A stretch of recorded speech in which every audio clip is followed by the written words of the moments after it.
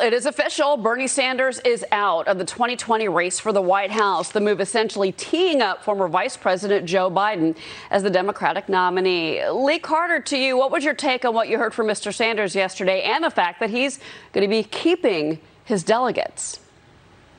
Listen, I think it was a really hard decision for him to end his campaign because he's not a traditional candidate. He's looking at this more as a movement than he is just running for president. So I think this was very, very difficult for him. And I'm not surprised that he is going to hold on to his delegates, and he's going to try to keep his influence in this, because I think he has a higher purpose in all of this. And so I think that's why he's doing it. And it's going to be really interesting to see the pivot now, because I think the vice presidential pick is going to be more important to Joe Biden, because he himself is not the most popular candidate that we've seen going into an election. I think he won by default. He didn't win because people were exceptionally excited about him. Well, but you saw, you did see the Democratic Party in a way kind of come together and at the end of the day push Sanders out. And Mattie Duppler, the editorial board of the Journal has a really good piece this morning about this. And they say, look, one thing that Sanders did was he yanked the Democratic Party sharply left, especially when he started promising Medicare for all and free college. And then they point to some of the Biden economic proposals, which are still in place. His proposed tax increase is still $3.4 trillion. His mind may have changed during the pandemic, but that's still a Joe Biden platform, which is going to be raise taxes and expand social programs.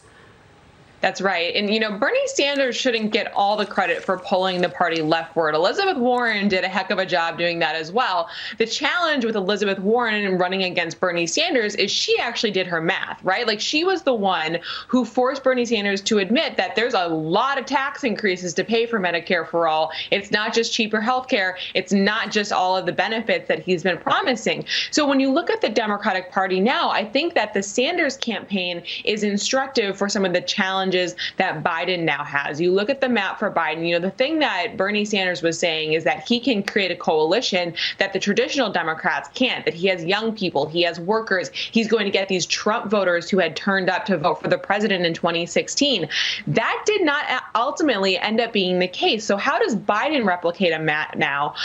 Does he have to rely on the Obama coalition? It's not clear at all that he's going to be able to galvanize voters to that extent that they'll be coming out to vote for him. So certainly, as Lee said, that VP pick is what he's looking at to try and create that coalition that defeats the president. Yeah, and he's committed, as you've said, he's committed to a woman. But Steve Moore, of course, the betting is already started. I was looking at some of the odds. Kamala Harris at this point still has kind of a strong probability of being caught, as well as being nominated, but also Amy Klobuchar, Steve.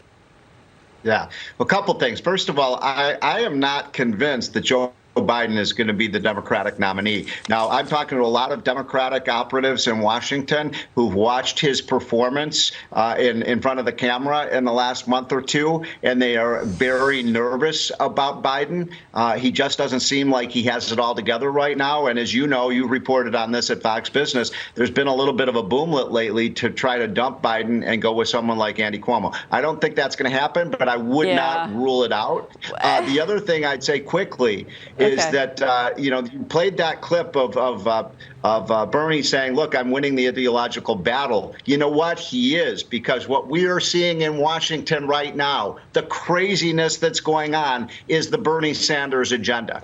But you go back for a second, Steve. You don't think that Joe Biden's going to be the nominee? I mean, no, hold on. I find that hard to swallow. I'm sorry. Put the odds at 1 in 3 that the Democrats dump Biden. They go to him and say, "Look, you can't be our nominee. Okay. You're just too old." And they may dump Biden and go with somebody like an Andy Cuomo or a Michelle Obama. Okay. Well, I think Andrew Cuomo is a little busy right now managing a crisis in New York State, Stephen. But I tell you what, look, this has been a wild year in so many ways. You never know. I know. Steve, we'll see all of you, of course, in just a little bit. All right. Well,